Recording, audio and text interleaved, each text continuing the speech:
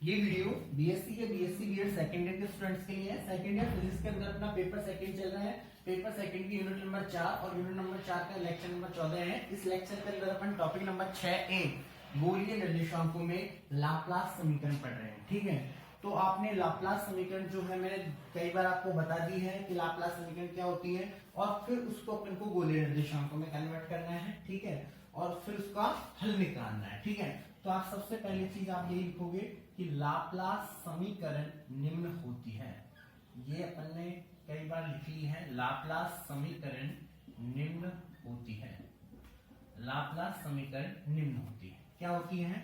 Del square psi is equal to 0। इसको अपन कह देंगे समीकरण नंबर 1। यहां पर ये जो डेल स्क्वायर है, यहां डेल स्क्वायर जो है इसको अपन कहते हैं लाप्लास संकारक। इस लाप्लास संकारक का मान आप जिस निर्देश तंत्र वाला रख देते हो, ये समीकरण उसी निर्देश तंत्र में कन्वर्ट हो जाएगी। अगर मान लीजिए इसका मान अपन ने कार्तीय निर्देशांकों वाला रख दिया तो ये समीकरण कार्तीय निर्देशांकों में चेंज हो जाएगी, बेलनी वाला रख दिया तो बेलनी में चेंज हो जाएगी, और गोलीय वाला में रखेंगे तो गोलीय में चेंज हो जाएगी। तो आपका क्वेश्चन जो है वो क्या है? गोलीय निर्देशांकों में लाप्लास समीकरण। ठीक है, तो आपको इस डेल स्क्वायर की जो वैल्यू है वो गोलीय निर्देशांकों में रखनी है। ठीक है, अब आप देखिए इसकी वैल्यू आपको डायरेक्ट याद है तो ठीक है, नहीं तो आप क्या कर सकते हैं, जैसे मैंने आपको बताया था लांबिक वक्ररेखी निर्देश तंत्र में जो याद है आपको उससे भी आप निकाल सकते हैं। तो लांबिक वक्ररेखी निर्देश तंत्र में, लांबिक वक्ररेखी निर्देश तंत्र, लांबिक वक्ररेखी निर्देश तंत्र में लाप्लास संकारक, लांबिक वक्ररेखी निर्देश तंत्र में लाप्लास संकारक डेल स्क्वायर का मान निम्न होता है। लांबिक वक्ररेखी निर्देश तंत्र में लाप्लास संकारक डेल स्क्वायर का मान निम्न होता है। क्या होता है? Del square is equal to, del square is equal to 1 upon h1 h2 h3 del upon del u1। ठीक है, फिर यहाँ पर एक del upon del u1 plus del upon del u2 del upon del u2 del upon del u3 del upon del u3। ठीक है, यहाँ पर h1 है, यहाँ पर h2 है, यहाँ पर h3 है, यहाँ पर 2 और 3 है, h2 और h3, यहाँ पर h3 और h1 है, यहाँ पर h1 और h2 है। ठीक है, ये आपके पास आए। ये यहाँ ये जो u1 u2 u3 है ये तो निर्देशांक है, और h1 h2 h3 क्या है? स्केल गुणक है। अब अपन को इसको किसमें चेंज करना है? गोलीय निर्देश तंत्र में। तो गोलीय निर्देश तंत्र के लिए, गोलीय निर्देश तंत्र, गोलीय निर्देश तंत्र के लिए u1 u2 u3 h1 h2 h3 इन 6 चीजों की वैल्यू क्या होगी? u1 की वैल्यू होती है r, u2 की वैल्यू होती है थीटा, और u3 की वैल्यू क्या होती है? Phi, r theta phi. गोलीय निर्देशांक r थीटा फाइ होता है। ठीक है, और h1 की वैल्यू जो है वो होगी 1, इसके h2 की r, और h3 की क्या होगी? r sin theta. ठीक है, अब इसमें वैल्यू रखेंगे तो आपके पास डेल स्क्वायर इक्वल टू क्या बनेगा? 1 अपॉन h1 h2, वैल्यू नहीं रख रहा हूँ अभी मैं। ठीक है, फॉर्मेट तैयार कर रहा हूँ केवल।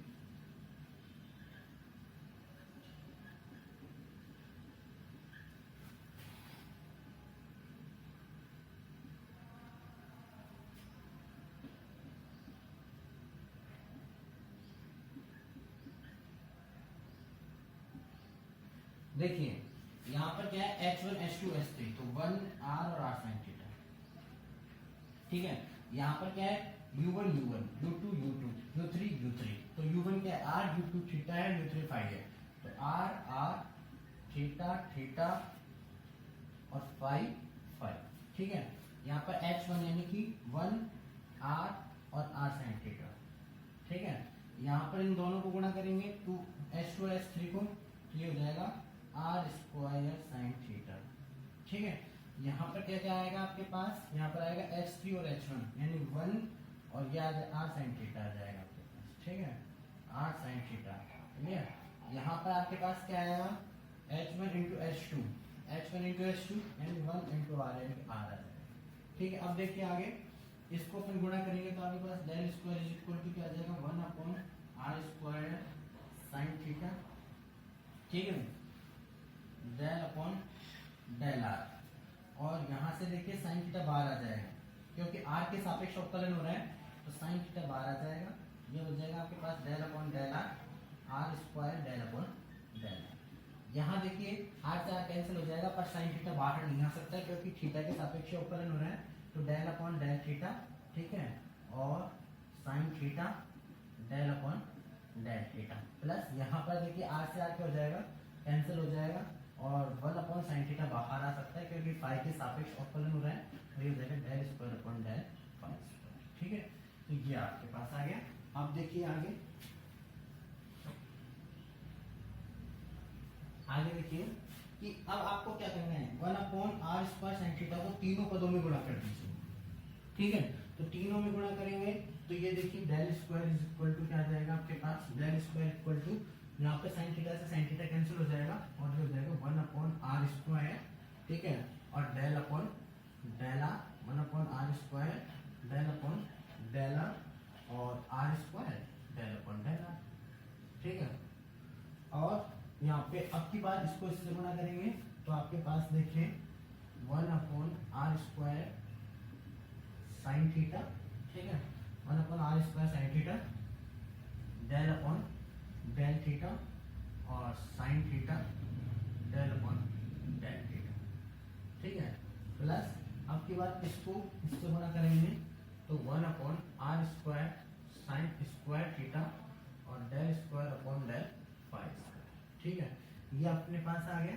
अब देखिए इन तीनों में 1 अपॉन आर स्क्वायर जो है कॉमन आ रहा है, तो इसको अपन ऐसे भी लिख सकते हैं, del square is equal to 1 upon are square, ठीक है, del upon del are square del upon del are, ठीक है, प्लस 1 अपॉन आर स्क्वायर को कॉमन ले लिया तो 1 upon sine theta del upon del theta sine theta del upon del theta, ठीक है, plus 1 upon sine theta 1 upon sine theta, ठीक है, और del square upon del phi square, ये आपके पास है, ठीक है। तो आप देखिए आता है गोलीय निर्देशांकों में लाप्लास संकारक निम्न होगा या होता है, लाप्लास संकारक निम्न होगा या होता है, del square is equal to 1 upon are square, ठीक है, del upon del are square del upon del are plus 1 upon sine theta del upon del theta sine theta del upon del theta plus 1 upon sine theta del square upon del phi, ठीक है।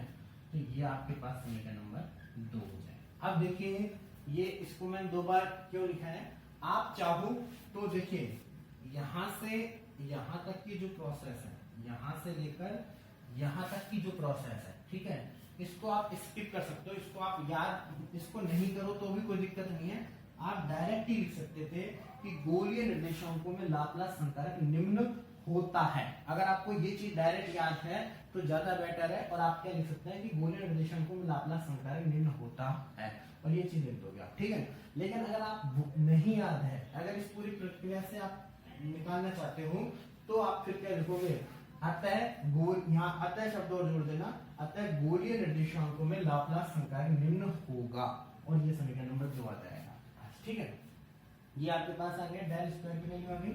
अब देखिए आगे, अब आपको क्या करना है, समीकरण नंबर 2 से समीकरण 3 में, समीकरण 2 से समीकरण 3 में मान रखने पर, तो मान रखें समीकरण 2 से समीकरण 3 नहीं, समीकरण 1 में, समीकरण 2 से समीकरण 1 में अपन मान रखेंगे, तो मान में क्या है, इसमें साइन और लग जाएगा, तो पहले अपन इसको लिख लेते हैं एक बार, 1 upon are square del upon del are और are square del upon del are, ठीक है, plus 1 upon sine theta del upon del theta sine theta del upon del theta, ठीक है, plus 1 upon sine theta del square upon del phi square, ठीक है। और यहाँ पर क्या आ रहा है, साइन और equal to 0, psi equal to 0। अब साइन को जो है आप तीनों पदों पर ऑपरेट करवाएंगे। एक चीज और है कि ये 1 अपॉन आर स्क्वायर क्या हो जाएगा, 0 में चल जाएगा, हट जाएगा, और साइन को आप तीनों में ऑपरेट करवा दीजिए, तो del upon del are square del psi upon del are, ठीक है, plus 1 upon sine theta del upon del theta sine theta del psi upon del theta, ठीक है, प्लस 1 अपॉन साइन थीटा, ये साइन स्क्वायर थीटा है, यहां से square छूट गया है, इसको ध्यान रखें,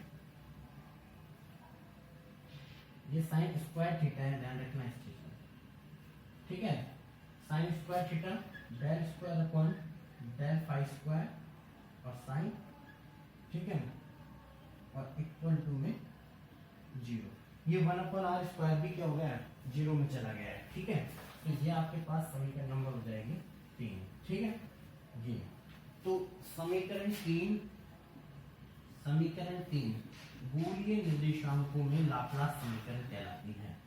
समीकरण 3 बूलियन निर्देशांकों में लाप्लास समीकरण, बूलियन निर्देशांकों में लाप्लास समीकरण कहलाती है, ठीक है, तो ये जो है आपका टॉपिक क्या है, बूलियन निर्देशांकों में लाप्लास समीकरण, तो ये जो समीकरण है वो बूलियन निर्देशांकों में लाप्लास समीकरण कहलाती है। अब इसका हल अपन को ज्ञात करना है, ठीक है, अर्थात साइन की वैल्यू अपन को ज्ञात करनी है, ठीक है, तो आप चाहो तो यहाँ से यहाँ तक की चीज को आप स्किप कर सकते हो, छोड़ सकते हो, ये लिखने के बाद आप डायरेक्ट ये लिख सकते हो कि बूलियन निर्देशांकों में लाप्लास समीकरण निम्न होता है, और फिर डायरेक्ट समीकरण नंबर 2, और फिर 2 से समीकरण 1 में मान रख दोगे तो आपके समीकरण नंबर क्या आ जाएगी, 3 आ जाएगी, ठीक है, तो यहाँ तक एक बार आप लिख लीजिए।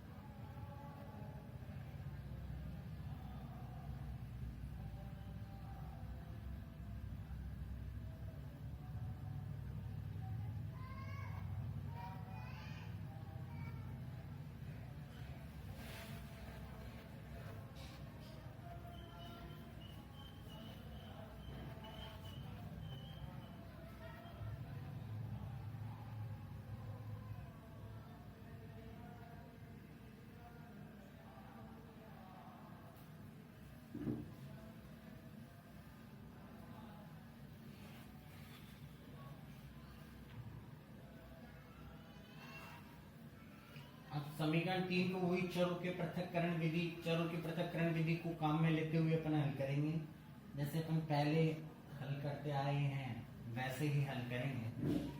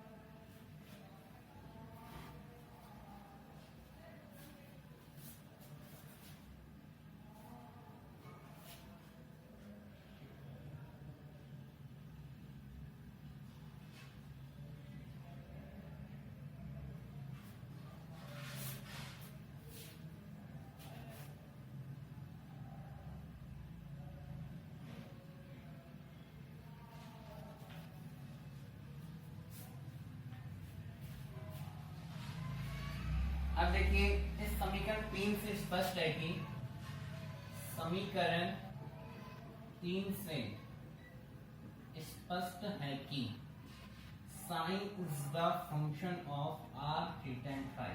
ठीक है, अतः साइन को अपन क्या लिख सकते हैं, साइन आर थीटा फाई। ठीक है, एवं माना psi are theta phi equal to psi are theta phi is equal to capital r जो कि केवल आर का फलन है, कैपिटल थीटा जो कि केवल थीटा का फलन है, और कैपिटल फाई जो कि केवल फाई का फलन है। तीन फलनों के गुणनफल के रूप में मान लिया इसको। ठीक है ना, तो इसको अपन शॉर्टकट में r into theta into phi कह सकते हैं। R into theta into phi, r into theta into phi. समीकरण नंबर कितने हो गए, 3। तो ये हो जाएगा अपने पास समीकरण नंबर 4।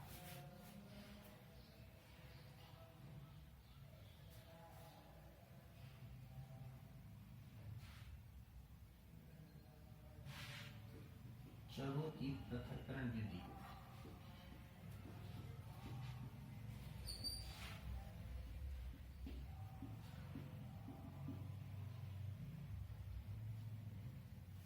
चरों की पृथक्करण विधि से हल करने के लिए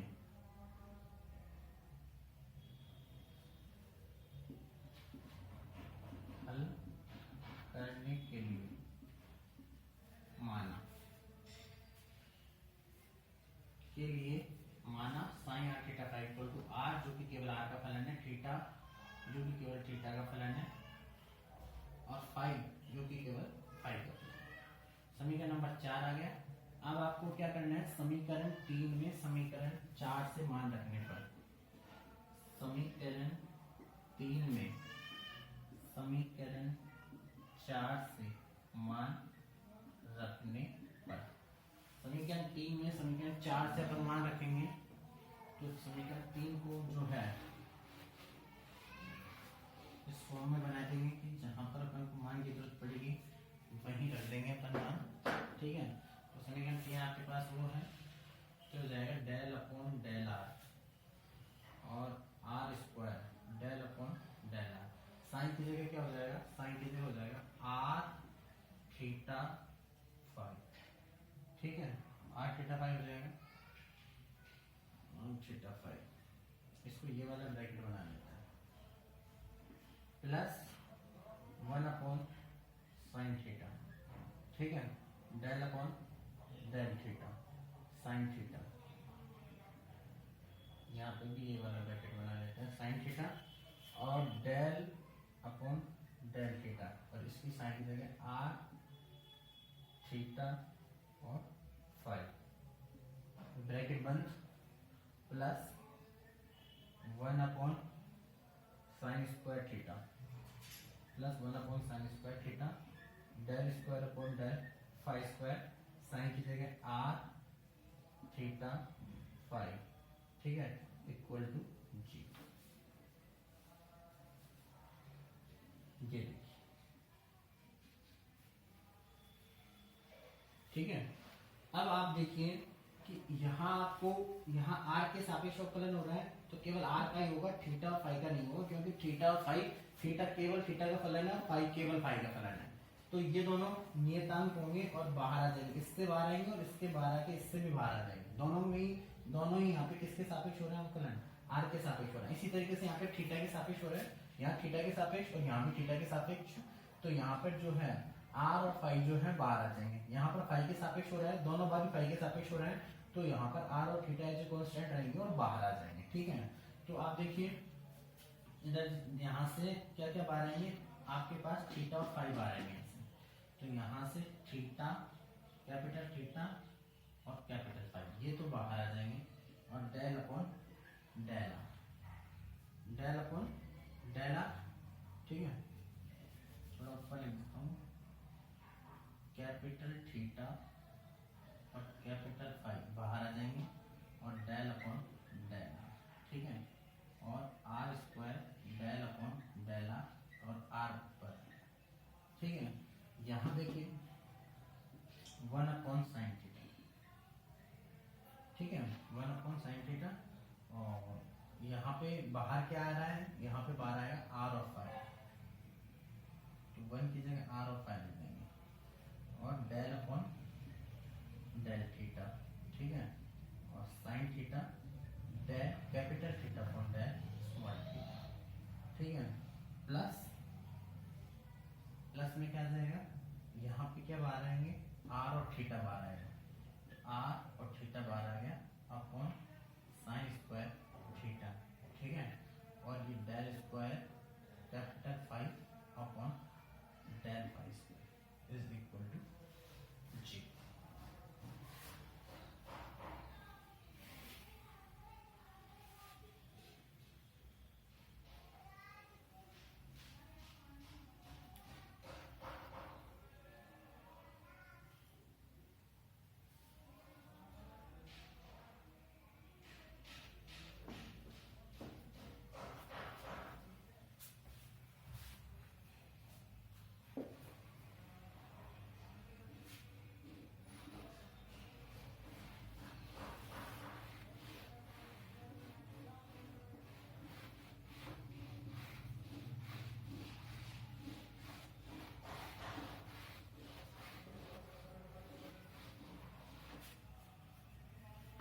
देखिए इस समीकरण में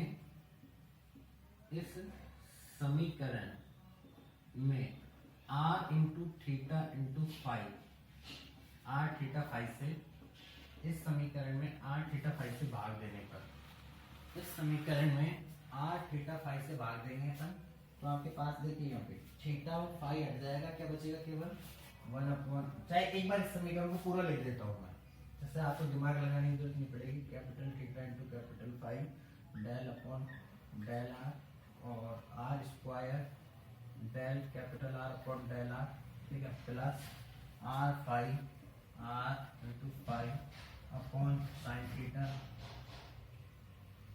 आर इंटू फाइव, और इसको अपन लिख देते हैं 1 साइन थीटा, 1 साइन थीटा, ठीक है, और डेल अपॉन डेल थीटा, ठीक है, और साइन थीटा, और del capital theta upon del capital theta upon del small theta, ठीक है, plus r into theta plus r into theta, और 1 sine theta,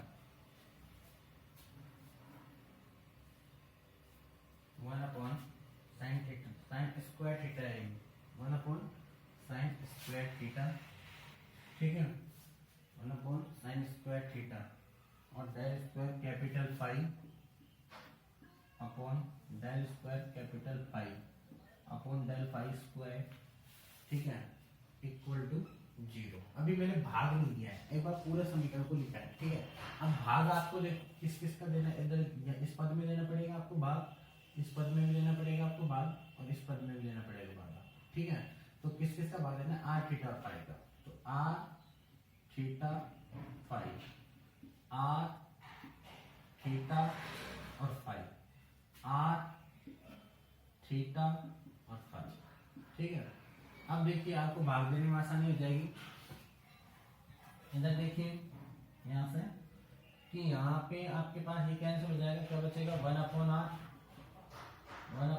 del upon del are, थोड़ा सीधा लिख लेना है इनको, डेल अपॉन डेल आर, और are square del capital are upon del are, ठीक है, प्लस यहाँ पे देखिए ये दोनों कैंसिल हो जाएंगे, तो आपके पास 1 कैपिटल थीटा और 1 साइन थीटा, और डेल अपॉन डेल थीटा और sine theta del capital theta upon del theta, ठीक है।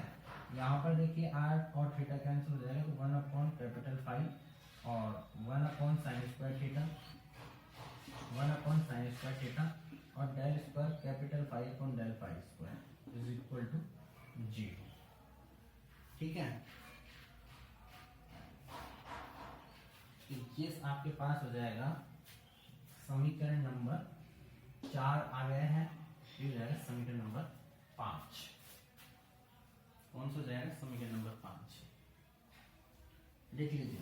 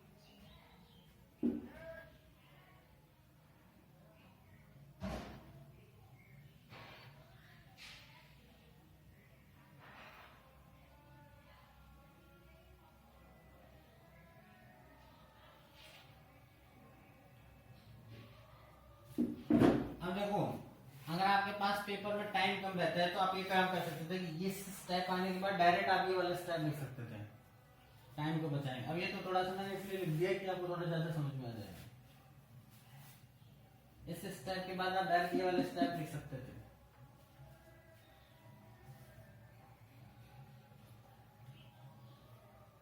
अब देखो इस समीकरण में पहला जो पद है वो केवल r का फलन है और दूसरा पद जो है वो थीटा का फलन है, ठीक है। और तीसरे पद में फाई और थीटा दोनों आ रहे हैं।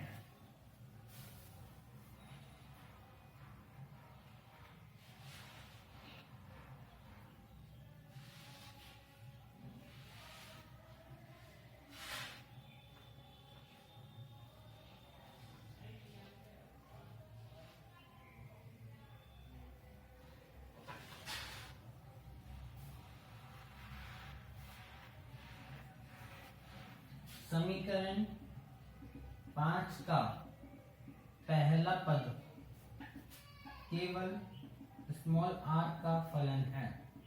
समीकरण 5 का पहला पद केवल स्मॉल r का फलन है, अतः इससे एक नियतांक n+1 के बराबर ले सकते हैं, समीकरण 5 का पहला पद केवल r का फलन है, इसलिए इसे एक नियतांक n+1 के बराबर ले सकते हैं।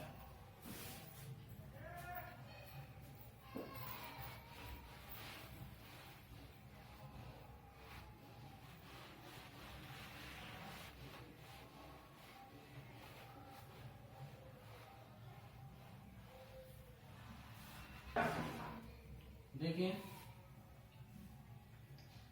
लीजिए आप इसको नियतांक 1/R डेल r और r² del R upon del r, इसको आप किसके बराबर ले सकते हैं n+1 के, ठीक है। ये आपके पास हो जाएगा समीकरण नंबर 6। 5 समीकरण पहले आ गए, समीकरण नंबर 6 हो जाएगा, ठीक है। अब आप समीकरण 6 से समीकरण 5 में मान रखोगे,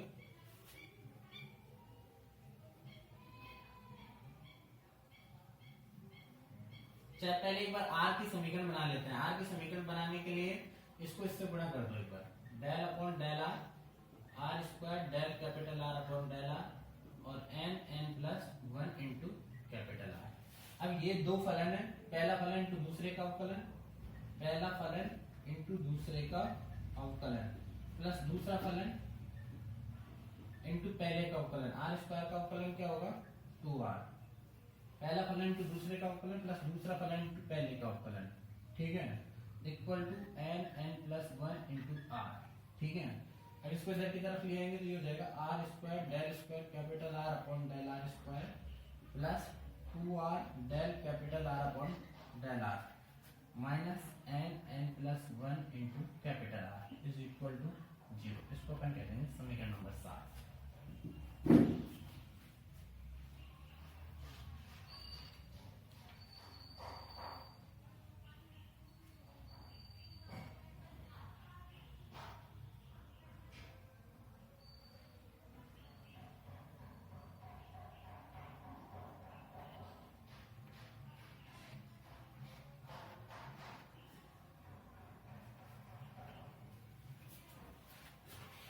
लिखते रहिए।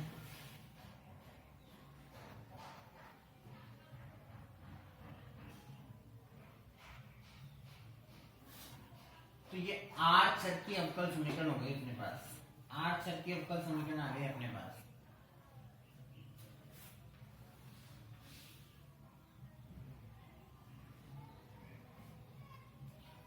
अब आप क्या करोगे कि समीकरण 6 से दोबारा 5 में मान रखे दूसरे चर के अवकल समीकरण अपने पास r की आई है, तो थीटा फाई की नहीं आई है, ध्यान रखना इस चीज को। समीकरण 7 r चर की अवकल समीकरण है, इसमें केवल r ही है, आप देखिए केवल।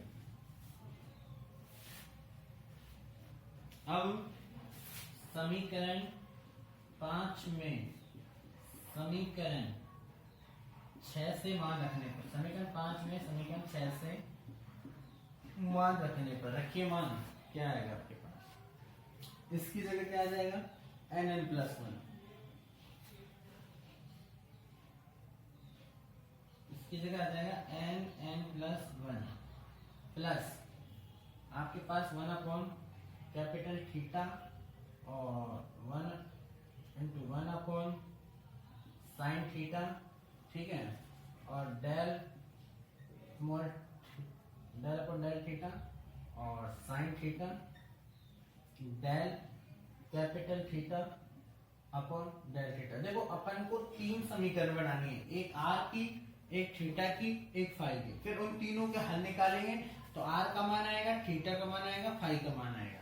फिर समीकरण नंबर 4 जो कि psi r theta phi equal to क्या है, r into theta into phi, ठीक है, वहां मान रख के अपन साइन की वैल्यू कैलकुलेट करेंगे, ठीक है। तो ये प्रोसेस है पूरी, ठीक है। इसके बाद में क्या आ जाएगा आपके पास, इसके बाद में है 1/5 और 1/sin² थीटा, ठीक है, और del square capital phi upon del phi square is equal to 0। अब आप देखो इस समीकरण में अगर आप sin² थीटा यहाँ से हट जाए तो ये जो तीसरा पद है केवल किसका फलन हो जाएगा, फाई का फलन हो जाएगा। तो इसको अपन गुणा कर देंगे पूरे समीकरण से।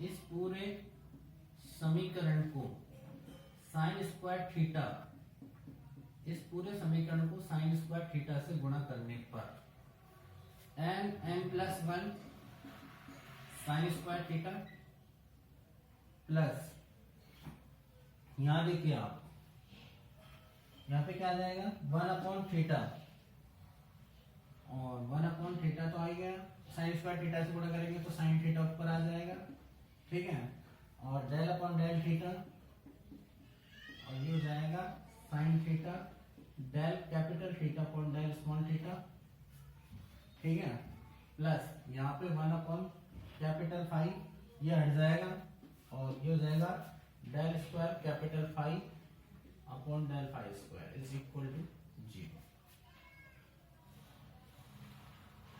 समीकरण नंबर इसको कह देंगे अपन 8 नंबर, समीकरण नंबर 8।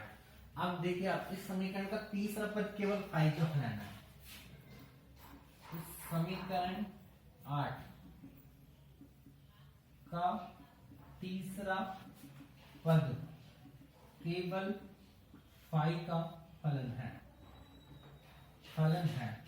अतः इसे एक नियतांक माइनस ऑफ m² के बराबर ले सकते हैं, माइनस ऑफ m² के बराबर ले सकते हैं, ठीक है। तो लीजिए आप 1/कैपिटल phi del square capital phi upon del phi square is equal to minus of m²। इसको अपन कह देंगे समीकरण नंबर 9। उतारिए,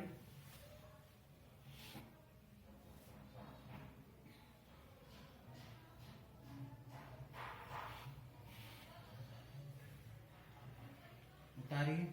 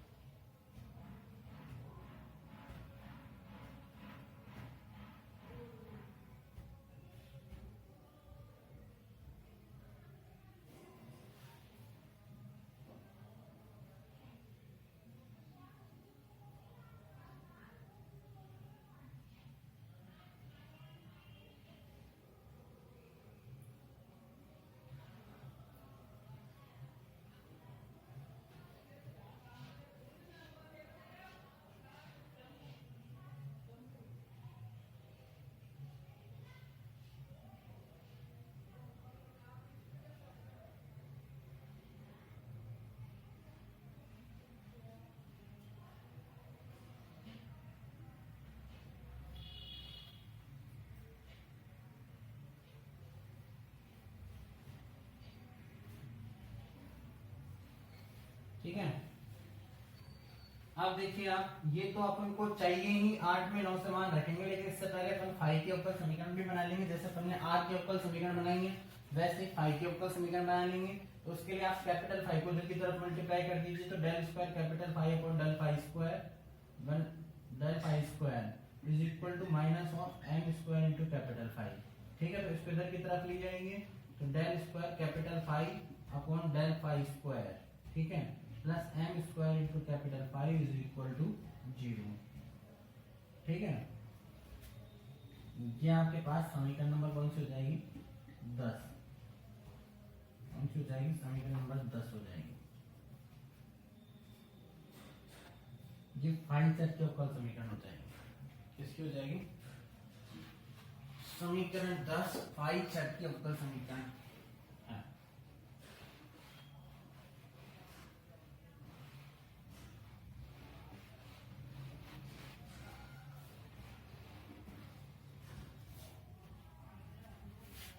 समीकरण 10 चर फाई की अवकल समीकरण है। तो दो चरों की अवकल समीकरण तो आपको मिल गई, आर की और फाई की। अब अपने जो तीसरा चर है थीटा, वो और उसके समीकरण और चाहिए आपको। ठीक है, तो आप इसके लिए आप क्या करोगे? अब समीकरण 8 में समीकरण 9 से मान रखने पर, रखिए मान 8 में 9 से मान रखेंगे तो n plus 1 sine square theta plus 1 upon capital theta, या यहाँ पे साइन थीटा लिख सकते हैं, साइन थीटा, और del upon del theta sine theta del capital theta upon del small theta. ठीक है, प्लस 1 इसकी जगह क्या लिख देंगे? Minus of M square. ठीक है, equal to 0। Minus of M square is equal to 0। अब आप देखिए क्या करिए यहाँ पे। अब आपको क्या करना है? इन दोनों को एक साथ ले लेते हैं, तो sine theta upon capital theta, ठीक है, और del upon del theta sine theta del capital theta upon del theta, ठीक है, plus n plus 1 sine square theta minus M square is equal to 0। इसको यहाँ पे लिख दिया, इसको पहले लिख दिया, इसको यहाँ लिख दिया, इसको तीसरे को तीसरे की जगह, पहले और दूसरे में आपस में इंटरचेंज कर दिया। ठीक है, अब ये जो है पूरे समीकरण को कैपिटल थीटा से गुणा करने पर, पूरे समीकरण को कैपिटल थीटा से गुणा करने पर आपके पास आ जाएगा sine theta del upon del theta और sine theta del capital theta upon del theta, ठीक है, plus n plus 1 plus n plus 1 minus n plus 1 sine square theta minus M square. इन दोनों पर एक साथ गुणा कर देता हूं मैं, ठीक है, इन दोनों को यहाँ पे एक साथ ले लेते हैं और इन पर एक साथ गुणा कर देते हैं कैपिटल थीटा से, इज इक्वल टू 0। ठीक है, अब अपन क्या करेंगे? पूरे समीकरण में साइन स्क्वायर थीटा से क्या दे देंगे? भाग दे देंगे। किससे भाग दे देंगे? भाग दे देंगे साइन स्क्वायर थीटा से। पूरे समीकरण में साइन स्क्वायर थीटा से भाग देने पर, तो आपके पास भाग देंगे तो हो जाएगा 1 अपॉन साइन थीटा और डेल अपॉन डेल थीटा और sine theta del capital theta upon del theta plus, ठीक है, यहाँ पे भाग देंगे तो n प्लस 1 माइनस ये हट जाएगा minus M square upon sine square theta और कैपिटल थीटा, ठीक है, is equal to 0, is equal to 0। ठीक है,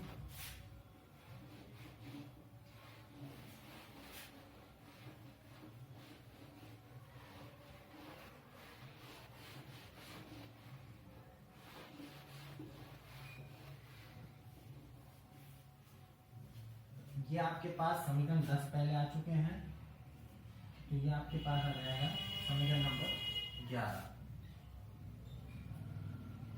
समीकरण नंबर 11 जो है वो थीटा चर की अवकल समीकरण है। समीकरण 11 थीटा चर की अवकल समीकरण है।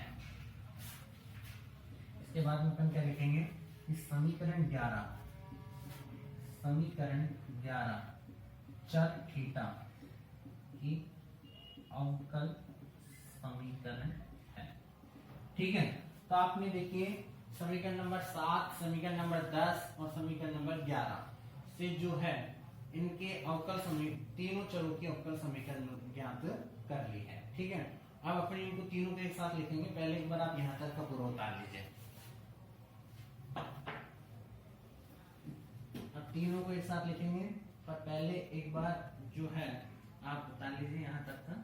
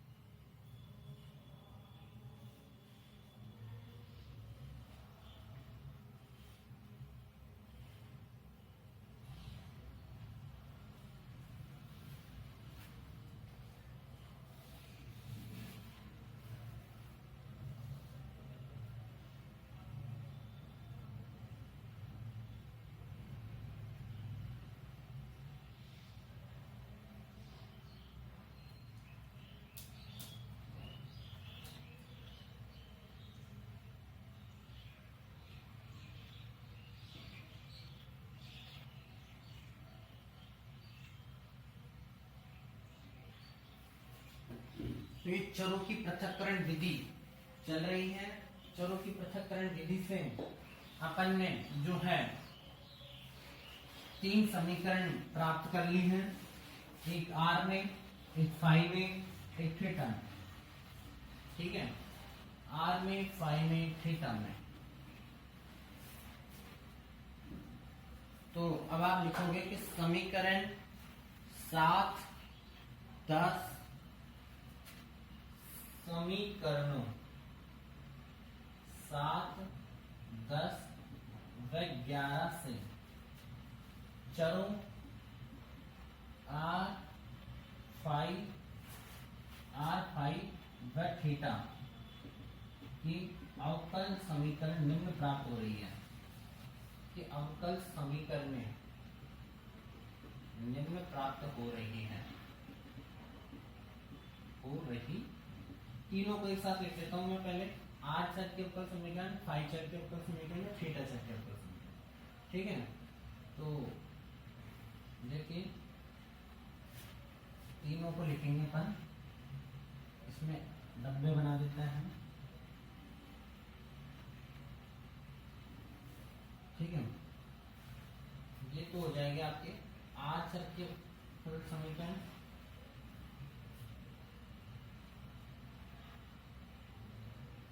चर आर की समीकरण। ठीक है, चर फाई की समीकरण।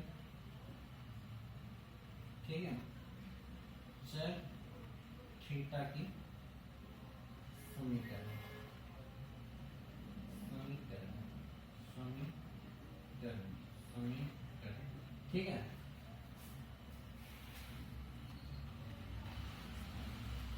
ये आपके पास एक तो यही है, देखिए थीटा की, तो 1/sin थीटा del थीटा और sin theta del capital theta upon del theta, ठीक है, plus n+1 minus n² upon sin square theta, ठीक है, और capital theta is equal to 0। और फाई की अवकल समीकरण क्या होती है, del square capital phi upon del phi square plus n square capital phi is equal to 0, ठीक है। और इसकी अवकल समीकरण आपके पास क्या थी, R square del square capital are upon del are square plus 2r del R upon del R minus n+1 capital R is equal to 0। तो ये r की है, ये फाई की है, ये थीटा की है। अभी थोड़ी देर, अभी देखिए आप थोड़ा क्रम चेंज है, r के बाद थीटा नहीं है, फाई है, ठीक है, ये ध्यान रखिए। तो आपके पास समीकरण नंबर 11 आ गई है।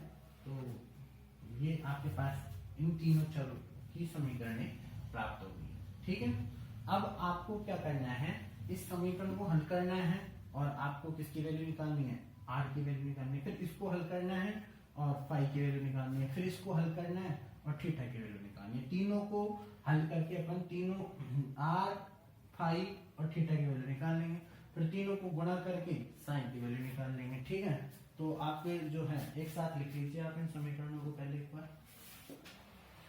इन समीकरणों को आप पहले इस तरीके से एक साथ लिख लीजिए। तो अपने चरों की पृथक्करण विधि से जो गोलीय निर्देशांकों में लाप्लास समीकरण आ रही थी, गोलीय निर्देशांकों में लाप्लास समीकरण आ रही थी, समीकरण नंबर 3 थी, ठीक है। तो उसको अपन ने उस एक समीकरण को 3 समीकरणों में डिवाइड कर दी। एक ऐसी समीकरण जो केवल r पर डिपेंड कर रही है, एक ऐसी समीकरण जो केवल फाई पर डिपेंड कर रही है, एक ऐसी समीकरण जो केवल थीटा पर डिपेंड, ठीक है। तो तीनों चरों को अलग अलग कर दिया, जिनसे समीकरण को हल करने में आसानी हो गई आपको, ठीक है।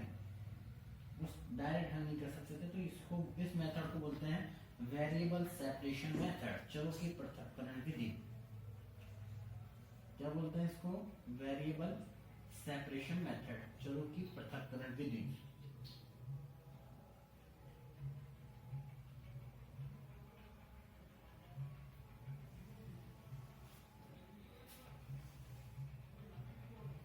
लिख लीजिए।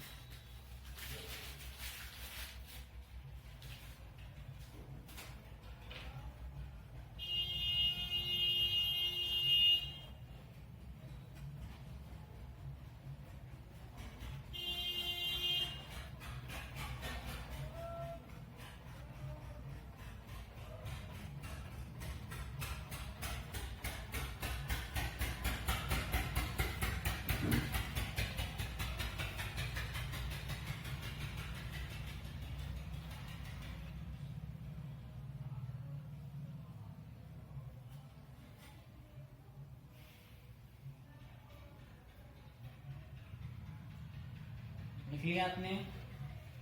अब अपन लिखेंगे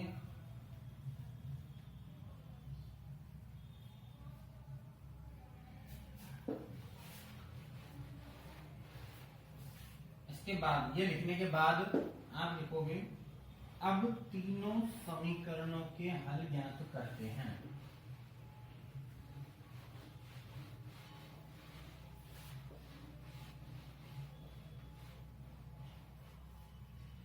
अब तीनों समीकरणों के हल ज्ञात करते हैं। हल में, हल का मतलब r, फाई, व थीटा, आर फाइव थीटा ज्ञात करते हैं। ठीक है, सबसे पहले आर चर के अवकल समीकरण को लेते हैं। सबसे पहले आर चर की अवकल समीकरण का हल, अवकल समीकरण का हल यानी कि कैपिटल आर ज्ञात करते हैं। ठीक है, हल देखो ऐसे अवकल समीकरण अपने सेकंड ईयर में पढ़ी है अपन ने। ठीक है, तो माना इस समीकरण का हल, माना इस समीकरण का हल, हल के मतलब आर की वैल्यू। ठीक है, ए आर की पावर एल्फा, समीकरण 11 पहले आ गए हैं तो समीकरण नंबर 12 है। ठीक है, अब डी अपॉन डी एक्स की पावर एन का इक्वल टू क्या होता है, N X N minus one का उपयोग करने पर, क्या उपयोग करेंगे, कहां पर करेंगे हम इसका उपयोग, क्योंकि आप देखो आर की ये जो है इस समीकरण का हल है, यानी इस समीकरण को सेटिस्फाइड करेगा ये। ठीक है, तो यहाँ आर की जगह तो आप डायरेक्टली लिख दोगे, लेकिन आपको ये और ये और चाहिए, यानी कि एक बार अवकलन और 2 बार अवकलन करना है आपको। ठीक है, तो अवकलन करने हैं तो यहाँ पर n की जगह तो क्या हो जाएगा आपके पास, n की जगह तो क्या है यहाँ पे एल्फा है, और x की जगह क्या है, क्या x की जगह अपने पास r है। यहाँ x is equal to r व n is equal to alpha है। x की जगह तो क्या है r और n की जगह क्या है एल्फा है। ठीक है, तो इसकी वैल्यू निकालेंगे अपन, तो आपके पास क्या आ जाएगा, यहाँ पे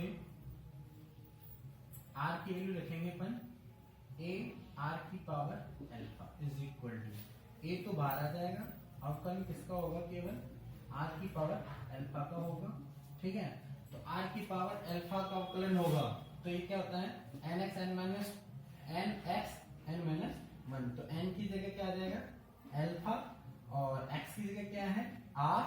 ठीक है, और n माइनस वन यानी कि एल्फा माइनस वन। ठीक है, अब इसको अपन जो है ब्रैकेट कर सकते हैं दो भागों में, तो a एल्फा x वो r की पावर एल्फा और r की पावर माइनस वन। ठीक है, इस तरीके से लिख सकते हैं। और भी इसको जो है अपन जो है यहाँ से a r की पावर एल्फा, a r की पावर एल्फा और a r की पावर एल्फा को एक साथ ले लिया, क्योंकि यहाँ जो है ये r बन सकता है। ठीक है, a r की पावर एल्फा और यहाँ से आपके पास आ जाएगा बचा क्या एल्फा इंटू r की पावर माइनस वन। ठीक है, तो ये जो है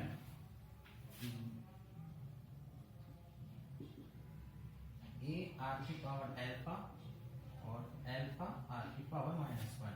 ठीक है, इसको अपन कह देंगे समीकरण नंबर 13, समीकरण नंबर 13 हो जाएगा। ये आ गया आपके पास, यहां तक लिख लीजिए। फिर अपन जो है del square capital are upon del are square की वैल्यू निकालेंगे।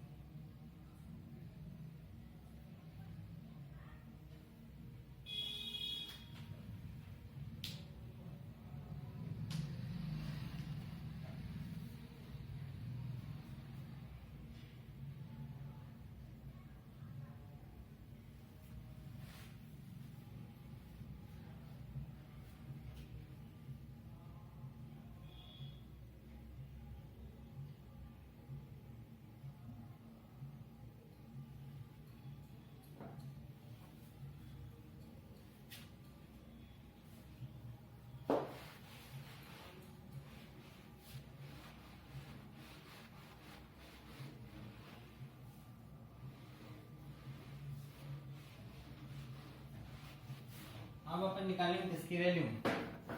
अब अपन निकालेंगे del square capital are upon del are square की वैल्यू। इसको अपन यहां से लिख सकते हैं डेल अपॉन डेल आर और del capital are upon del are.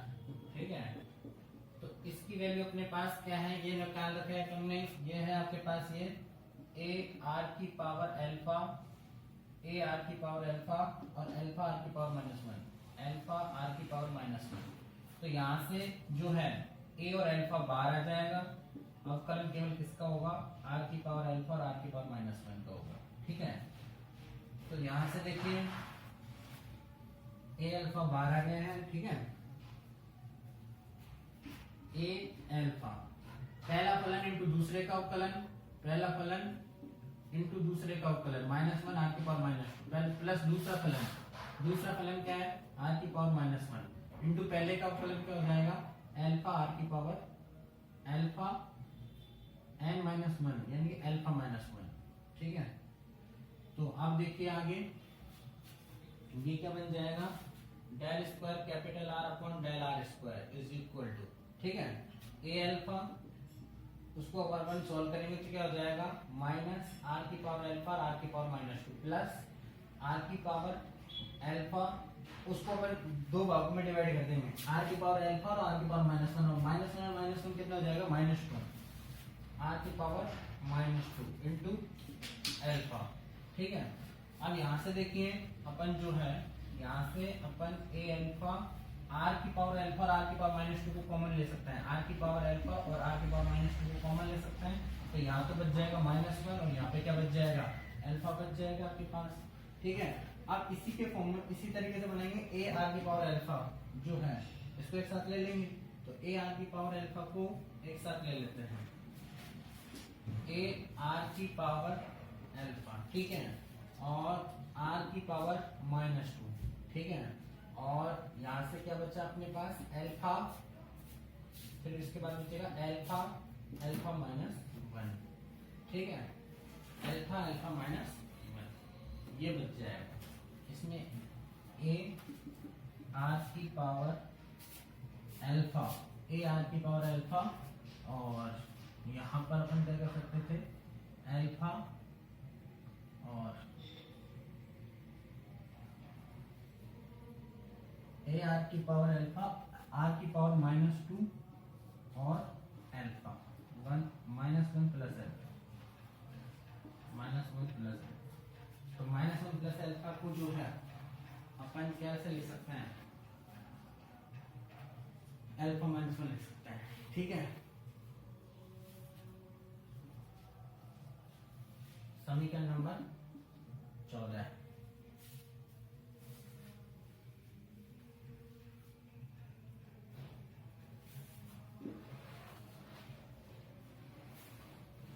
अब इन ये मान अपन को किस लिखना है समीकरणों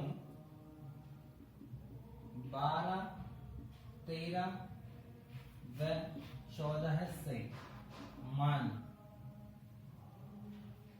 निम्न समीकरण में रखने पर, निम्न समीकरण में रखने पर, निम्न समीकरण क्या है आपकी, इस समीकरण में लिखना है हमको R square del square capital are upon del are square plus 2r del capital are upon del R minus n plus 1 capital R is equal to 0। इस समीकरण में रखेंगे अपन, तो आर स्क्वायर की जगह आर स्क्वायर हो जाएगा, इस पूरे की जगह क्या है ए आर की पावर अल्फा और आर की पावर -2 और अल्फा अल्फा -1।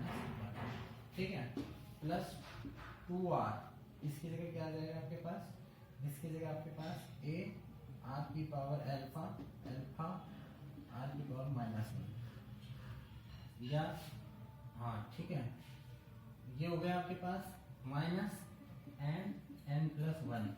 इस आर की जगह क्या आ जाएगा ए आर की पावर अल्फा इक्वल टू 0। ये मान रख दिया अपन। अब देखिए इन सब में ए आर की पावर अल्फा जो है कॉमन है, बाहर ले लेंगे और आर की पावर +2 और आर की पावर -2 दोनों हट जाएंगे, तो अल्फा अल्फा -1 बचेगा। चाहिए स्टेप और बढ़ा के लिख सकते हैं आर की पावर +2 आर की पावर -2 अल्फा अल्फा -1। इसी तरीके से यहाँ पर भी जो है 2r और आर की पावर -1 आर की पावर -1 ए आर की पावर अल्फा जो है वो कॉमन बाहर आ जाएगा और आपके पास बच जाएगा अल्फा नहीं आर की पावर -1 ठीक है और अल्फा। और यहाँ देखिए -n+1 इसको कॉमन ले लेंगे ए आर की पावर अल्फा को इन तीनों में से ए आर की पावर अल्फा ये कॉमन आएगा ठीक है।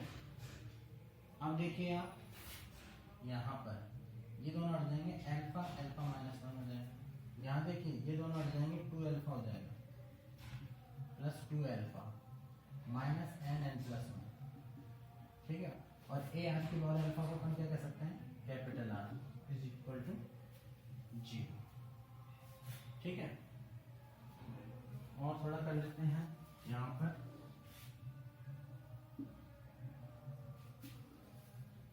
और कर लेते हैं। देखो इसको अंदर गुणा करेंगे तो ये हो जाएगा आपके पास α² माइनस अल्फा ठीक है +2 अल्फा -nn+1 कैपिटल आर = 0। तो इन दोनों को करेंगे तो ये हो जाएगा α² + 1 अल्फा 2 अल्फा में से 1 अल्फा गया तो 1 अल्फा बचेगा -nn+1 कैपिटल आर = 0।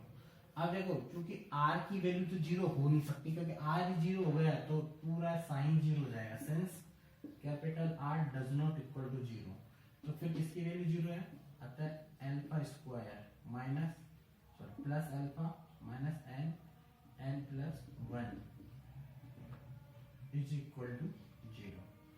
अब ये समीकरण द्विघात समीकरण ax² + bx + c के इक्वल बन गया है। देखिए आप इसको पहले से लिख सकते हैं 1 × α² +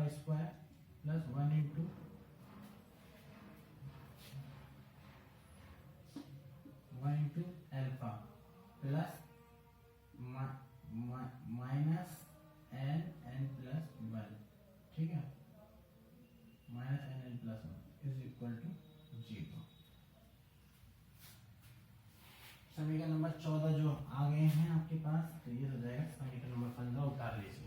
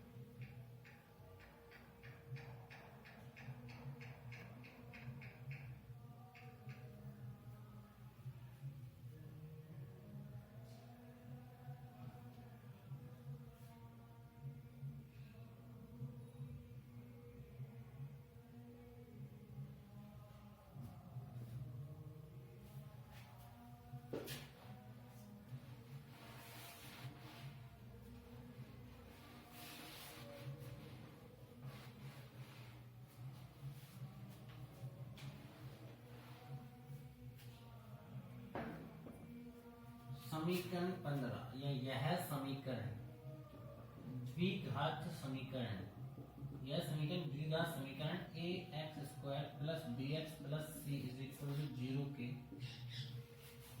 समरूप है ठीक है। यहाँ a = क्या है 1 b = 1 व c = क्या है -n+1 ठीक है। अतः समीकरण 15 का हल, समीकरण 15 के हल, द्विघात समीकरण है तो दो हल आएंगे, के हल निम्न होंगे। फॉर्मूला क्या था आपके पास, x इक्वल टू क्या होता है यहाँ पे, व ए बी सी, व x इक्वल टू यहाँ पर आपके पास है अल्फा। तो फॉर्मूला क्या होता है, x equal to minus B plus minus root B square minus 4ac upon 2a, ये फॉर्मूला होता है।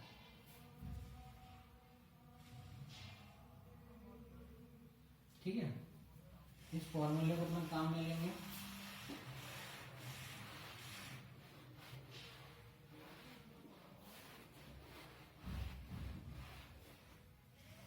का उपयोग करने पर,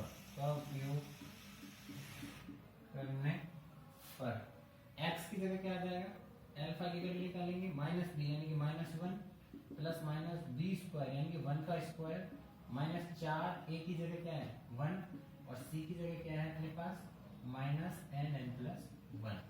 ठीक है, अपॉन की जगह अपॉन आ जाएगा 2 इंटू ए की जगह क्या आ जाएगा 1 आ जाएगा।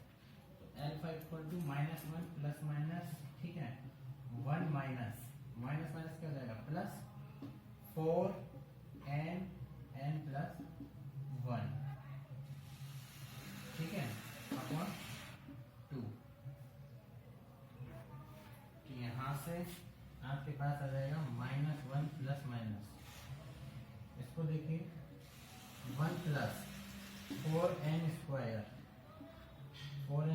Plus 4n upon 2, 4n square plus 4n upon 2। अब देखिए साफ दिख रहा है कि स्क्वायर बन सकता है, कैसे बन सकता है, देखो आप इसको लिख लीजिए 4n square plus 4n plus 1, ठीक है अपॉन 2, इस तरीके से लिख लीजिए। इससे क्या हो जाएगा कि minus 1 plus minus 4n square, आप जो है इसको 2n प्लस 1, 2n प्लस 1 का स्क्वायर अपॉन 2। जब इसको खोल के देखिए आप, A square plus B square होता है तो A square plus B square plus 2ab, तो 2ab क्या हो जाएगा 4n हो जाएगा।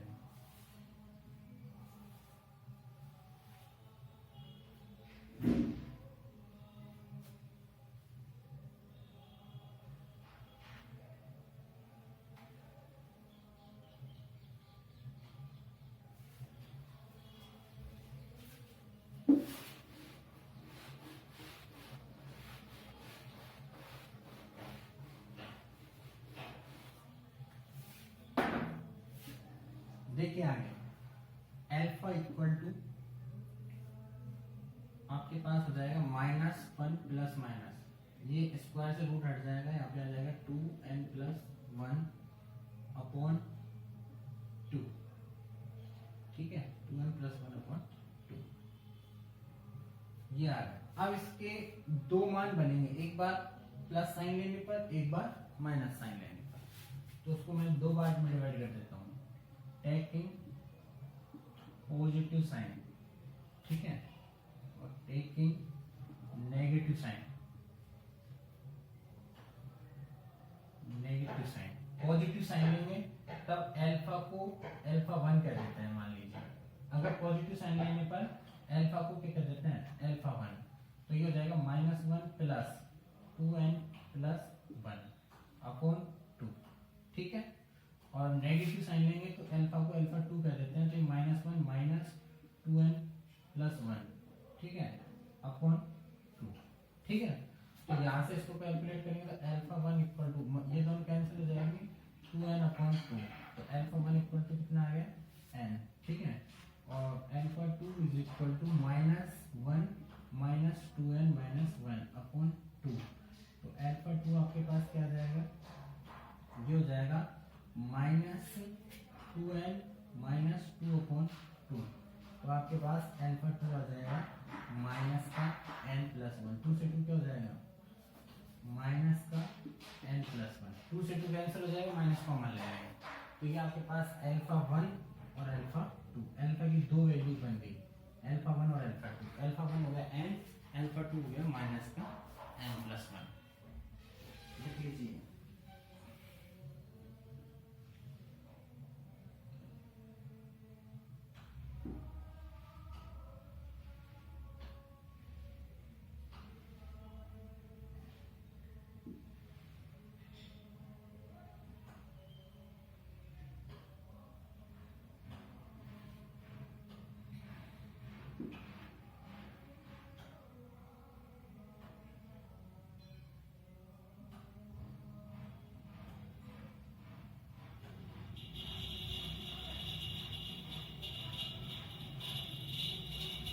ठीक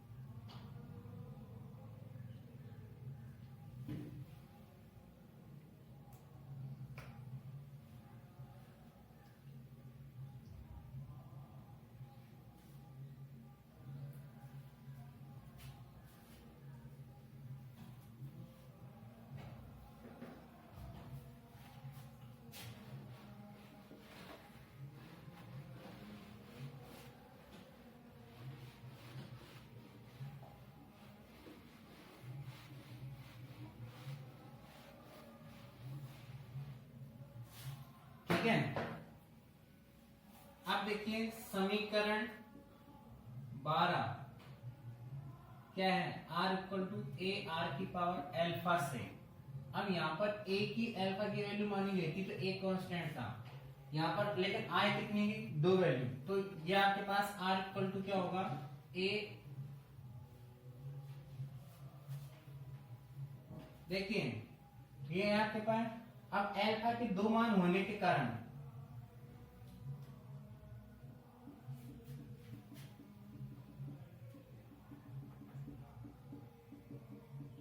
अल्फा के 2 मान होने के कारण r equal to A R की power alpha 1 plus B R की पावर अल्फा 2 होगा। ठीक है, अतः r इक्वल टू क्या हो जाएगा, r इक्वल टू आपके पास बन जाएगा a आर की power alpha N plus B R की पावर अल्फा 2 यानी कि माइनस का एन प्लस 1। ये आपके पास r की वैल्यू आ गई, इसकी वैल्यू आ गई r की वैल्यू। ठीक है, ये r की वैल्यू आ गई आपके पास, लिख लीजिए a आर की power n plus B R की पावर माइनस का n प्लस 1।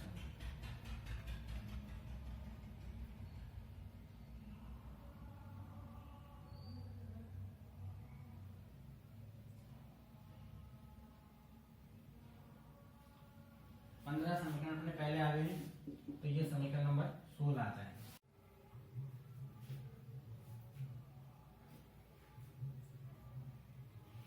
ये आपने उतार लिया है, तो अब जो r की वैल्यू आ गई अपने पास, अब अपन जो है फाई और थीटा की वैल्यू निकालेंगे। अब देखिए समीकरण 10 से फाई चर की अवकल समीकरण निम्न है। फाई चर की अवकल समीकरण निम्न है, del square capital phi upon del phi square plus M square capital phi is equal to 0। ये है। ठीक है, इस समीकरण का हल, इस समीकरण का हल ज्ञात करने के लिए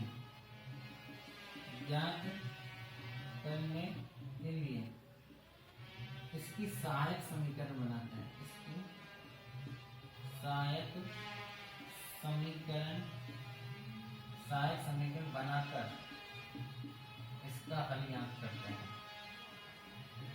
सहायक समीकरण बनाकर इसका हल ज्ञात करते हैं। तो सहायक समीकरण आपके पास क्या हो जाएगी, ऑक्सिलरी इक्वेशन, ये हो जाएगी D square capital 5 plus M square capital 5 is equal to 0। इसके यहाँ डी स्क्वायर की जगह क्या है, del square upon del 5 square, ठीक है। अब यहाँ पर आप देखिए D square plus M square capital 5 is equal to 0। D, अब यहाँ पर डी की जगह एम रखते थे, लेकिन एम पहले से है तो मान लीजिए पी रख लीजिए आपने, ठीक है। तो P square plus M square capital 5 is equal to 0, यानी कि P square plus M square is equal to 0। तो P square equal to minus of M square. तो आप क्या लिख सकते हैं, P square equal to minus one की जगह आयोटा स्क्वायर एम स्क्वायर लिख सकते हैं, ठीक है। तो आपके पास पी के दो मान मिलेंगे, P1 और P2। P1 की वैल्यू जाएगी प्लस आयोटा एम और P2 की जाएगी माइनस आयोटा एम, ठीक है।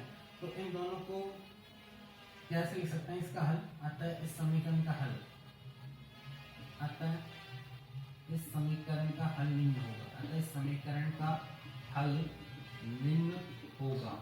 क्या होगा, फाई की वैल्यू होगी एक ए और बी कांस्टेंट अपन पहले से काम में ले चुके हैं, तो अब कौन सा कांस्टेंट काम में लेंगे, सी कांस्टेंट काम में लेंगे, और ई की power plus minus iota M phi दोनों को एक साथ लेते हैं।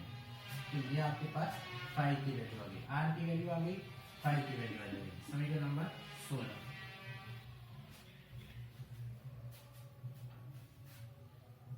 समीकरण नंबर 16,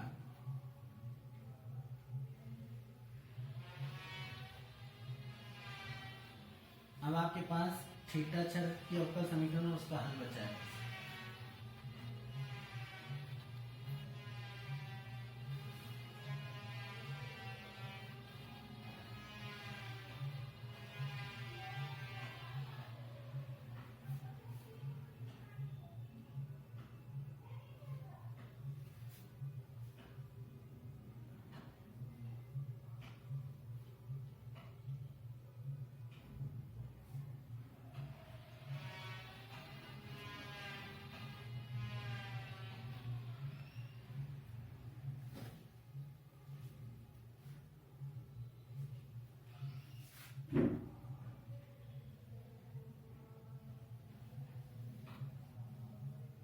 लिख लीजिए,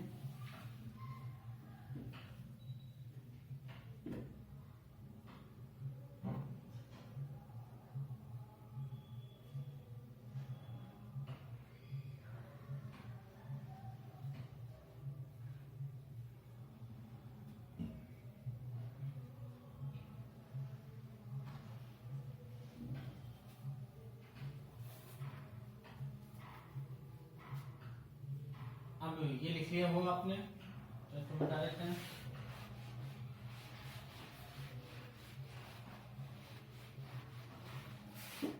ठीक है, अब अपने समीकरण 11 से थीटा चर के अवकल समीकरण निम्न है। थीटा चर के अवकल समीकरण क्या है, 1 upon sine theta del upon del theta sine theta del capital theta upon del theta plus, ठीक है, यहाँ पे ये वाला plus N plus 1 minus M square upon sine square theta, ठीक है, और कैपिटल थीटा इक्वल टू 0, ठीक है। ये थीटा चर के अवकल समीकरण है। अब ये है समीकरण, यह है समीकरण सहलेजेंड्रे समीकरण, सहलेजेंड्रे समीकरण के समान है, यह समरूप है, ठीक है। सहलेजेंड्रे समीकरण आपकी यूनिट 3 में पढ़ते हैं अपन, ठीक है। तो अभी तो आप केवल इतना याद रखिए कि यह समीकरण सहलेजेंड्रे समीकरण के समान है, ठीक है। इसका हल, अतः इसका हल निम्न होगा, अतः इसका हल निम्न होगा।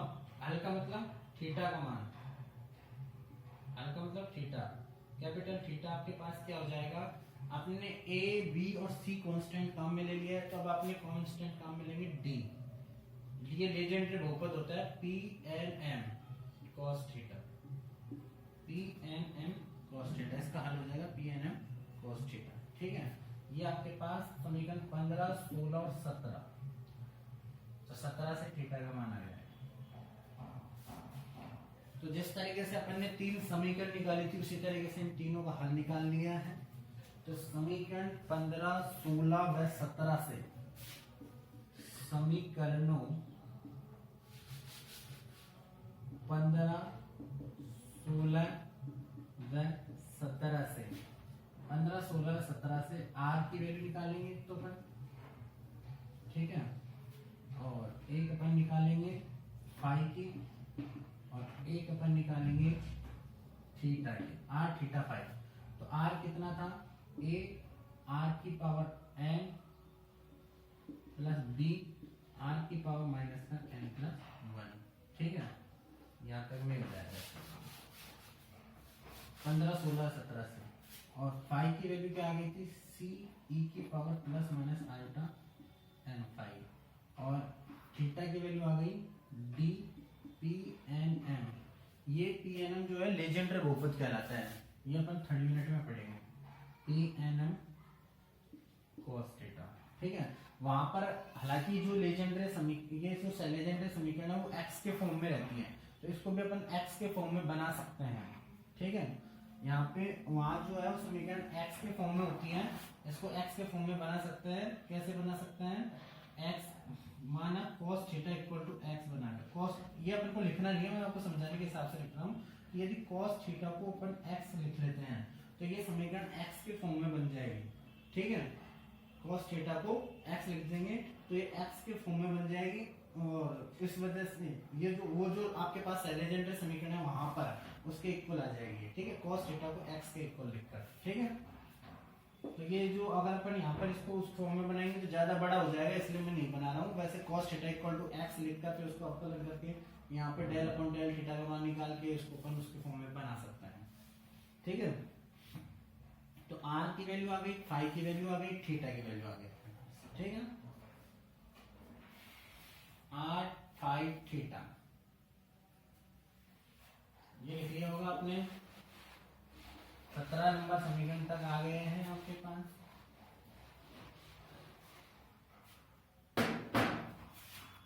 समीकरण 4 में समीकरण 4 में r फाई व थीटा का मान रखने पर, समीकरण 4 क्या है आपके पास, sine r theta phi is equal to capital R into capital theta into capital phi. ये था समीकरण नंबर 4। इसमें मान रखेंगे अपन, तो कैपिटल R की वैल्यू क्या है, a r की power n plus b r की पावर माइनस का n प्लस 1, और थीटा की वैल्यू क्या है, d p n m cos theta. ठीक है, और ये आपके पास थीटा की वैल्यू है। अब अपने पास रखनी है वैल्यू हमको फाई की, तो फाई की वैल्यू क्या है, सी ई की power plus minus iota N phi. ठीक है, अब अपन देखो इस सी और डी जो कांस्टेंट है उनको अपन इसके साथ ही गुणा कर सकते हैं, तो sine are theta phi equal to A B C, ये एक साथ आ जाएंगे। या पहले एक बार आप एक काम करिए, आगे ले लीजिए D C D into C और ए आर की power N plus B R की पावर माइनस का एन प्लस 1। ठीक है, यहाँ पे क्या बचेगा अपने पास, P N M cos theta, और यहाँ पे क्या बचेगा, ई की पावर प्लस माइनस आएगा एन फाई। कॉन्स्टेंट्स को अपन ने पहले ले लिया, ध्यान रखना इस चीज का। ठीक है, अब देखिए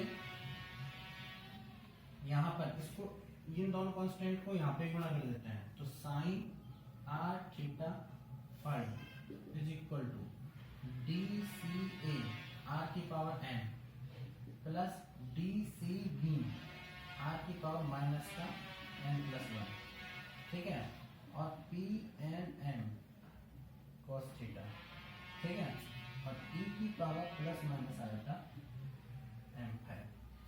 इस इन तीनों गुण, ये नियतांक है, ये भी नियतांक है, ये भी नियतांक, तो तीनों नियतांकों का गुणनफल भी एक नियतांक होगा, ऐसे इन तीनों नियतांकों का गुणनफल भी एक नियतांक होगा, ठीक है। तो अपन जो है इन नियतांकों को मान लेते हैं ए एम एन और बी एम एन, ठीक है, ए एम एन और बी एम एन मान लेते हैं। तो sine are theta five is equal to, यहाँ पर मान लेते हैं ए एम एन आर की power N plus B M N R की पावर माइनस का n+1, ठीक है, और P N M cos theta और e की power plus minus theta,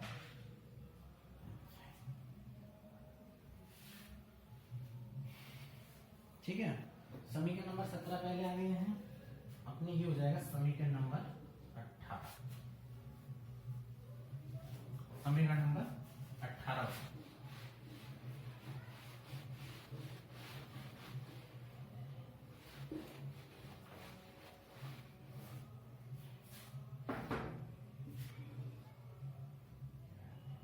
m व n के सभी मानों के लिए व्यापक हल, सभी मानों के लिए व्यापक हल, m व n के सभी मानों के लिए व्यापक हल निम्न होगा। m व n के सभी मानों के लिए व्यापक हल निम्न होगा। व्यापक हल के लिए आप क्या कर दीजिए, समेशन कर दीजिए, sine are theta five is equal to summation in M N, ठीक है, और ए एम एन आर की power N plus B M N R की पावर माइनस का n+1, ठीक है, और P N M cos theta, ठीक है, और e की power plus minus iota m5, ठीक है। सभी मानों के लिए व्यापक हल आ जाएगा, क्लियर। समीकरण नंबर 19, तो गोलीय निर्देशांकों में जो समीकरण 19 गोलीय निर्देशांकों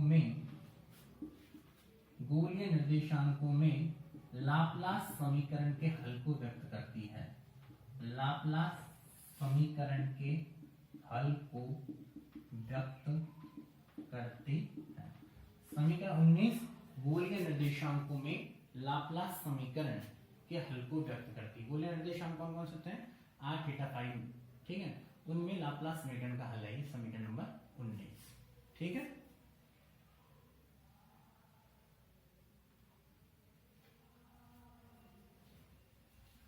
यहां A M N equal to क्या है और B M N equal to क्या है, ए एम एन तो डी सी ए और बी एम एन क्या है, बी एम एन है आपका डी सी बी। और दिगंशी सममिति के लिए, ये दिगंशी सममिति मैंने आपको पहले समझा रखे हैं।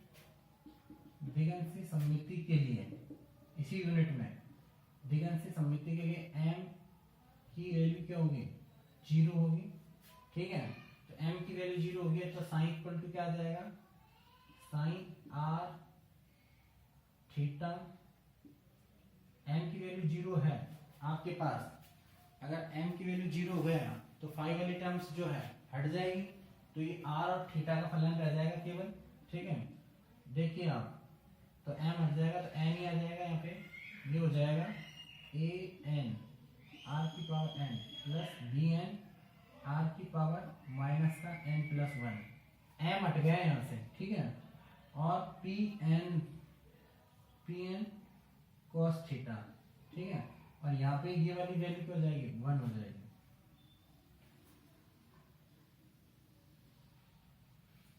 ये फाइनली समीकरण नंबर कौन सा आ जाएगा, 20। ये समीकरण आपको डायरेक्ट भी याद रखना है, आगे काम में लेंगे। इससे जस्ट अगले टॉपिक में इस समीकरण को अपन काम में लेंगे, डिटेल लिख लेंगे। Sine are theta equal to summation A N R की power N plus B N R की power minus N plus 1 P N cos theta.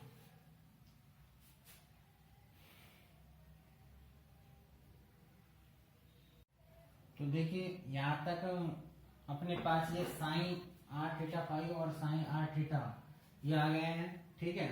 तो अपन ने इस टॉपिक में क्या क्या किया है मैं आपको थोड़ा सा शॉर्ट में बता देता हूँ एक बार, ठीक है।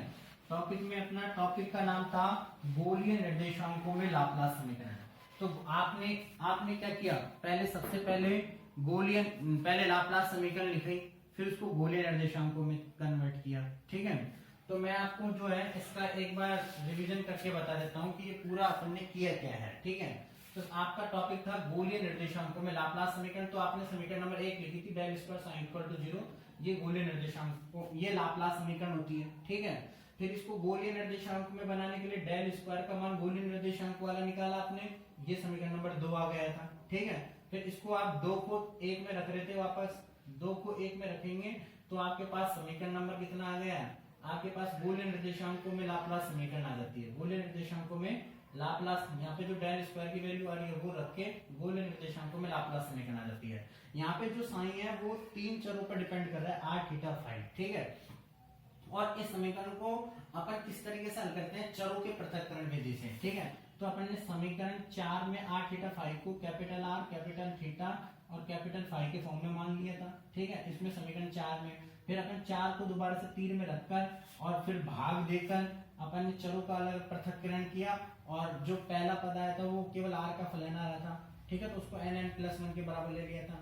फिर उससे आपके पास एक आर चर की अवकल समीकरण आ गई थी, समीकरण नंबर 7 आर चर की अवकल समीकरण आ गई थी, समीकरण नंबर 7 आर चर की अवकल समीकरण की थी del are square R upon del are square plus 2r del R upon del are plus minus N N plus 1 capital R is equal to 0। ये समीकरण नंबर 7 थी। ये आर चर की अवकल समीकरण आ गई, किसकी आ गई, आर चर की अवकल समीकरण। फिर उसको अपन रखकर करते हैं सॉल्व और फिर साइन स्क्वायर थीटा से गुणा करते हैं तो आपके पास फाइव चर की अवकल समीकरण आ गई थी। फाइव चर की अवकल समीकरण आपके पास del square capital five upon del five square plus M square capital five is equal to 0। ये आपके पास फाइव चर की अवकल समीकरण समीकरण नंबर 10 थी, ठीक है। फिर आपने इन दोनों को काम में लेने के बाद में, ठीक है, एन एन प्लस 1 और एम स्क्वायर को काम में लेने के बाद में वहां पे मान रख रहे हैं और अपने पास थीटा चर की अवकल समीकरण अपन ने निकाल ली। किसके अवकल समीकरण निकाल ली, थीटा चर की 1 upon sine theta del upon del theta sine theta del capital theta upon del theta plus N N plus 1 minus M square upon sine square theta, ठीक है, और capital theta is equal to 0। ये आपके पास समीकरण number 11 थी। तो ये are चर के अवकल समीकरण आ गई थी, फाइव चर के अवकल समीकरण, ये समीकरण नंबर, ये किसकी समीकरण आ गई आपके पास, ये थीटा चर के अवकल समीकरण आ गई, ठीक है। फिर इन तीनों समीकरणों को अपन ने हल किया और कैपिटल आर का मान निकाला। 15 समीकरण, इन तीनों समीकरणों को हल करके अपन ने कैपिटल आर का मान निकाला और कैपिटल फाइव का मान निकाला, कैपिटल थीटा का। तो कैपिटल आर का मान निकालना अपन ने, कैपिटल फाइव का, इन तीनों को हल करके अपन ने कैपिटल आर की वैल्यू निकाली, इसकी वैल्यू निकाली कैपिटल आर की, कैपिटल फाइव की वैल्यू निकाली और कैपिटल थीटा की वैल्यू निकाली। तो कैपिटल आर की वैल्यू आपके पास ए आर की power N plus B R की पावर माइनस का एन प्लस 1 ये आ गई। और कैपिटल फाइव की वैल्यू क्या आ गई, सी की power plus minus iota N phi, ठीक है। और ये आपके पास थीटा की वैल्यू आ गई थी D P N M cos theta. यहाँ पे जो P N M cos theta वो क्या है, लेजेंड्रे बहुपद है, ठीक है, क्या है, लेजेंड्रे बहुपद। ये समीकरण नंबर आपके पास कौन कौन सी आ गई, समीकरण नंबर 15 थी, ये समीकरण नंबर 16 थी, ये समीकरण नंबर 17 थी। इनके बीच की जो समीकरण है वो हल करने के लिए अपन काम में ले रहे थे, तो ठीक है। तो अपने पास ये आ गई। इसके बाद में sine equal to R into theta into phi होता है। साइन इक्वल टू क्या होता है, R into theta into phi. तो अपन जो है इनसे मान रख देंगे, ये आर थीटा और फाइव, इन तीनों से मान रखकर अपन क्या निकाल रहे हैं, साइन। फिर उस एन और एम के सभी मानों के लिए इसका क्या ले लेंगे, समेशन। तो ये पूरी प्रक्रिया है, ध्यान दिए आप, देखिए लाप्लास संकारक, फिर उसको गोलीय निर्देशांकों में चेंज कर देंगे, समीकरण नंबर 3। फिर चरों के पृथक्करण विधि के लिए समीकरण 4 आ जाएगा। फिर इसमें आपके पास आर चर के अवकल समीकरण, फाइव चर के अवकल समीकरण और थीटा चर के अवकल समीकरण, तीन अवकल समीकरण निकालेंगे, फिर इन तीनों को हल निकाल लेंगे, आर की वैल्यू, फाई की वैल्यू, थीटा की वैल्यू निकाल लेंगे, और फिर साइन आर थीटा फाई होता है तो इन तीनों का मान अपन इसमें रख देंगे, तो साइन का मान आ जाएगा, और एम और एन के सभी मानों के लिए इसका क्या कर देंगे, समीशन लगा देंगे। अगर किसी समस्या के अंदर द्विघात की सममिति है, ठीक है, तो ये आपके पास फाई पर डिपेंडेंसी नहीं रहेगी, ये वाला हल आ जाएगा आपके पास साइन का, ठीक है। तो ये जो है ये गोलीय निर्देशांकों में लाप्लास समीकरण का हल आ गया, ठीक है। क्लियर, ये पूरी प्रक्रिया है इस टॉपिक की, ठीक है बच्चों, ये टॉपिक कंप्लीट हो गया है।